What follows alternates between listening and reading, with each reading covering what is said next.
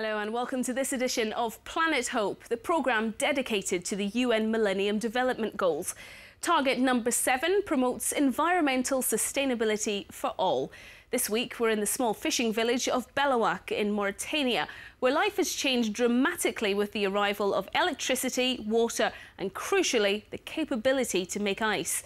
Fishermen who once lost more than half their catch in the heat of the sun are now able to better preserve their fish, which means they can sell more, transport their catch and even attract custom from other local villages. The new facilities have turned Belawak into a port that no longer relies on the capital, but into a thriving community. Thierry Gilles takes up the story for France 24.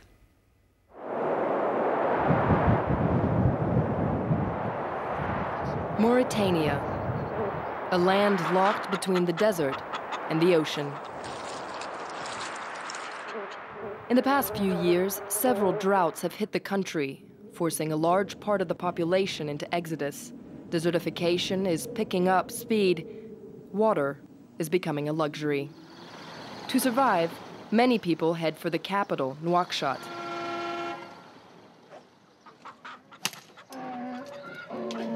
Piling into these suburbs on the outskirts of town.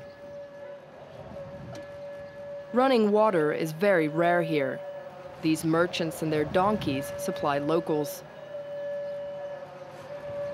But for many Mauritanians, buying fresh water on the street corner is beyond their means. Belawak, north of the capital. It's been a while since the last well dried up in this fishing village. The desert is gaining ground. I came to this area in 1993. I've been working with the locals ever since, and I know that they suffer a lot. The times have really changed for them. They no longer know how to get by. I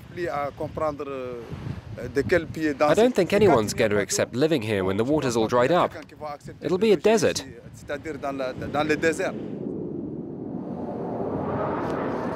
Fewer and fewer fishermen live in Belawak. The younger ones have moved to the city to seek their fortune. The bravest ones, or perhaps the most desperate, have gone abroad. That's what Amadou's brother did. Several months ago, he climbed aboard a wooden canoe with other young people from the village, headed for Europe. Amadou hasn't had any news of him since. He's very worried because he knows how dangerous the Atlantic can be and has already seen many shipwrecks. One year we found 500 bodies here. We called the police so they could bring them to Nouakchott. The ocean's very dangerous. For someone who doesn't know the ocean, it's very difficult to reach Spain. And yet Belawak is very bountiful. The Mauritanian coast is one of the world's richest in fish. But fishermen face one great enemy: heat. During fishing trips, the catch stays exposed to direct sunlight for many hours.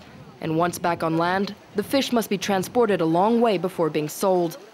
In the end, there are great losses. After each fishing expedition, about 60% of the catch has to be thrown away. But despite all this, Amadou, an experienced fisherman, doesn't want to leave. He was born and raised here. I'm happy here in my village. I can't do anything about all this. I know what the implications are, but I can't do anything about it. This is all I have.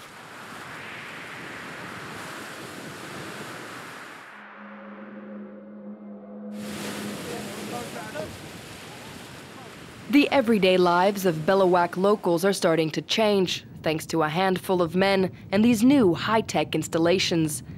In the past few weeks, the village center has been taken over by these containers that are made in France. They're stations that are completely self-powered. One of them supplies drinking water. I think water is a worldwide concern, not only in a district like Belawak or at the level of Nouakchott. As they say, water is life, and this area suffers because of the lack of drinking water. The aquifers around here are full of salt water. The only viable solution is to desalinate the ocean water. This is the man in charge of installing the containers. He's a Senegalese contractor who's very proud to show off his masterpiece. And here's the outcome. This here is drinking water. It's completely safe to drink. It comes from a well of salt water. We're about 50 meters from the ocean. We treated the salt water in the well, and here we have drinking water. It's a real godsend for the village.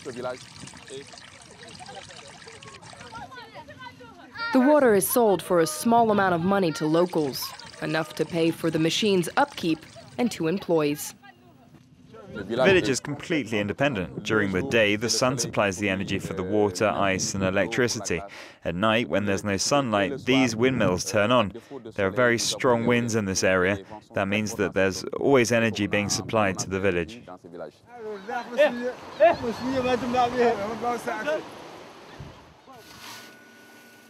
The second container makes ice, an essential element for conserving fish. Thanks to the ice, these fishermen can stay out at sea for a longer amount of time and travel to further surrounding villages to sell their fish.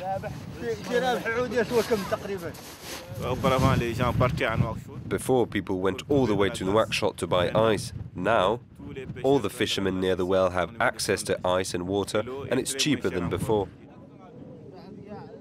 The installations helped boost business in the village, but they also ruffled some feathers.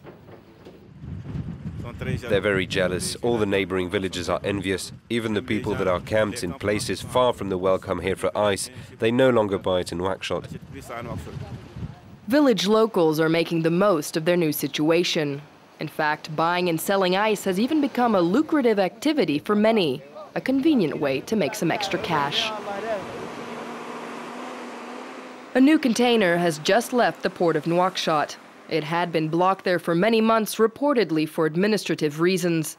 Somehow, word of our presence here for this report unblocked the situation.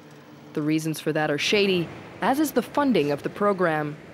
No NGO has taken part in the project, and when we asked the district chief where the idea came from, his response was somewhat unclear.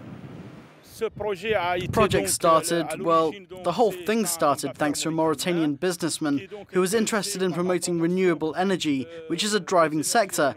I think everybody can agree on that. Mysterious stickers are glued to the container's sides that say Coopération 92, Cooperation 92. That's the name of a French aid group set up 20 years ago by the Hauts-de-Seine, an administrative district located near Paris.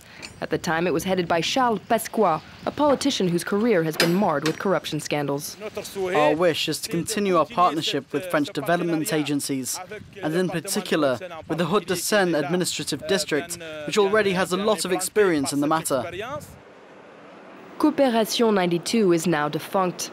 Shady management, unfinished projects, rumors of corruption. The organization was dismantled 4 years ago. Only the projects launched years ago continue today. But Belouac locals are far from those concerns. Today is a day of celebration in the village. The new container has arrived, and Mohamed Ba is beaming with pride. It's a wild bet. Some ask us, how did you come up with the idea? How did you dare to do it? But that's it, we took the challenge. After water and ice, electricity. Like the others, this new unit will be completely self-sufficient and will supply 37 households, 15 televisions, and 2 refrigerators. That is, once it's set up. I can't believe this. It's not good.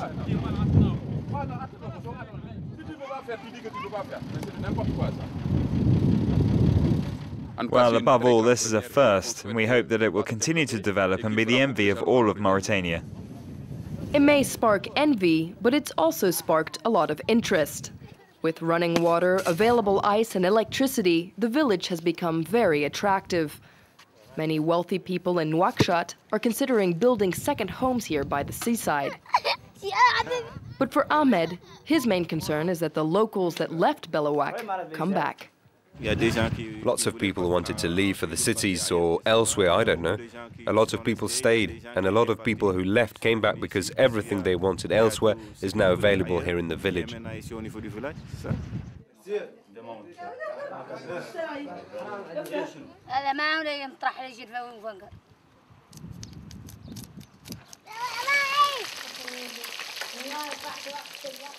And Ahmed is speaking from personal experience. He wants to introduce us to his sister, who came back to live in the village.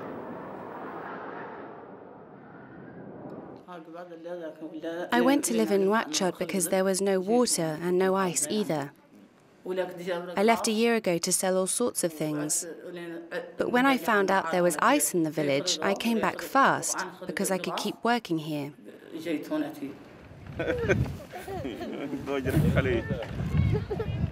But Ahmed can't help but be worried. And it's not the first time the source of his worry can be found in the center of town. What you see here is an old well. It only lasted 3 months. It was all a waste because none of us were trained to take care of it. People don't really know how profitable it could have been.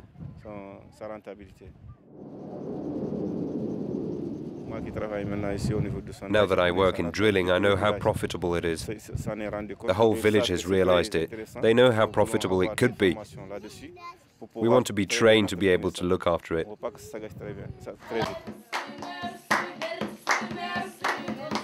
Self-sufficient Belawak hopes better and brighter days are just around the corner, and perhaps even further development. But what will happen if these new installations stop working? Who will come and fix them or fund their maintenance?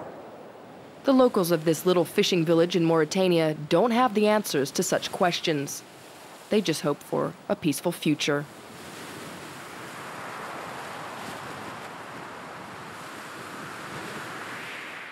Well, that's it for this edition of Planet Hope. Thank you so much for watching. You'll be able to see this edition again online by logging on to france24.com. Bye-bye.